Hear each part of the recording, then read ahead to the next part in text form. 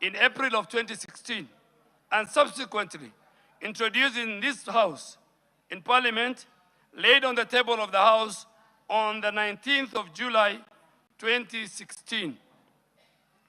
Upon undergoing parliamentary procedures and public participation and the House process, the House approved the ratification of the agreement on the 9th of February 2017. This agreement subsequently entered into force on 6th of April 2017 and has a validity of 5 years. And Honorable Speaker, the renewing of this cooperation was again signed and came into force on the 5th of April 2022, which the annex I have provided. The extended agreement has a validity period of 7 years and is valid to the 5th of April 2029. Further, on the 4th of December 2025, we again signed a cooperation agreement with the United States of government to strengthen Kenyan healthcare system on our different areas, including digital health, including HIV/AIDS, TB, and malaria. Over the last 23 years, Honorable Speaker, the government and the people of the United States, through the U.S. government health program, has provided close to $8 billion, equivalent to slightly over 1 trillion Kenya shillings in support of the Kenyan health sector. This investment has significantly strengthened our national response to HIV, TB, malaria, maternal newborn, and global health security. The government of Kenya deeply appreciates this long-standing partnership and remains committed to ensuring that the gains made are sustained through the increased domestic investment, strengthened institutions, and successful implementation of the Kenya-US Health Cooperation Framework, which provides a pathway towards greater country ownership and sustainability of our health program. Honorable Speaker, the proposed Ebola treatment and isolation unit at Laikipia Air Base is part of the 23 similar units to be established in the country as part of our preparedness and response. This facility will jointly be run by the government of Kenya and the U.S. government under the command of the Air Force Commander, the base commander, and the entire medical team of the Kenya Defense Forces, working together with the Ministry of Health. This proposed facility reaffirms Kenya's position as a medical hub in the East Africa region with the capacity to offer specialized care for complex infectious diseases like Ebola. I must also inform the House that aspects of the matter relating to the alleged international health agreements and containment arrangements are now before court. Accordingly, and in keeping with the doctrine of sub judice and standing orders of this House, I will avoid discussing the merits of any active litigation. But I will, however, continue to provide this House with the government's public health position and preparedness status. Honorable Speaker, you also asked about the establishment and accessibility of the Ebola disease control and isolation centers. Honorable Speaker, the House asked whether Ebola disease control and isolation centers have been established in the country. And I want to say this. I hasten to add that there is a significant presence of Kenyans in the affected regions of both DRC and Uganda. Many Kenyans work in Uganda and do business both in Uganda and DRC. And two of our leading banks, KCB and Equity, employ Kenyans who live in that region.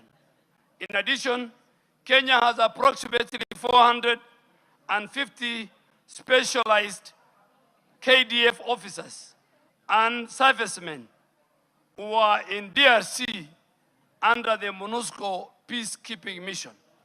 Any of these Kenyans could be exposed and could require a quarantine and isolation facility back home in Kenya.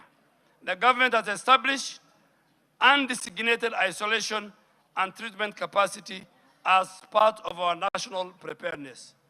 These include, I said, our national referral facilities, our county designated sites, temporary holding areas for points of entry, county isolation facilities.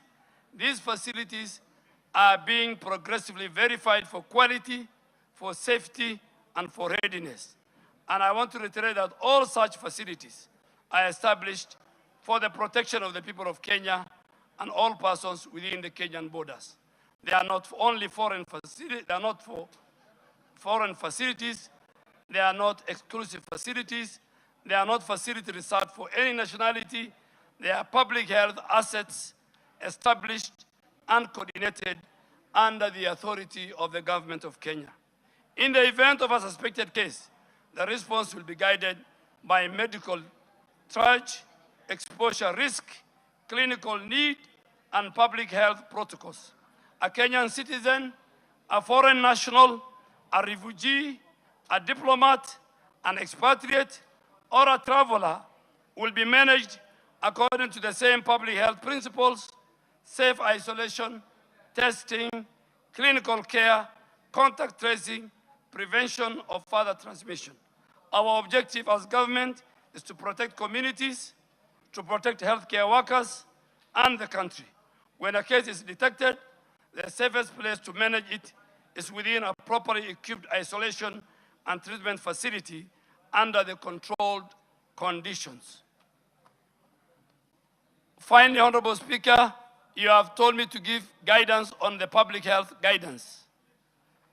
Honorable Speaker, any person who develops fever, headache, vomiting, diarrhea after recent travel to the affected areas or one of their community members after contact with a suspected case should seek medical attention immediately and report through the 719 public health hotline. Honorable Speaker, our readiness assessment gaps and resource requirements are all provided in this document, and I think I have provided the agreements, the documents, but just to conclude so that I take questions from members, Honorable Speaker and members, it's very important, you play a very important role in the public health protection of our country. Misinformation during disease outbreaks can cause panic, can cause stigma, can delay health seeking and resistance to public health measures. I therefore request members of this House to support the Ministry of Health by amplifying accurate information, encouraging early health seeking behavior, supporting screening at border points of entry, and urging the public to use the official 719 hotline. Honorable Speaker, I want to repeat for emphasis, Kenya has no confirmed case of Ebola virus disease. Our surveillance systems are active. Our laboratories are functional. Our points of entry are screening travelers. Our rapid response teams are on standby. Our health workers are being trained. Our isolation facilities are being verified and strengthened. And the government of Kenya remains fully in control of the preparedness and the response architecture. Our approach is guided by science, the law, the national interest, the public health protection, and the international obligation that as a country we have. We will continue to act transparently. We will continue to act decisively. We will continue to respond responsibly in order to protect Kenyans and all persons within our borders. I thank you, Honorable Speaker, and I'm ready to respond to any questions from the honorable members. Thank you, Honorable Duale Sara Korere. Thank you, Speaker. Speaker,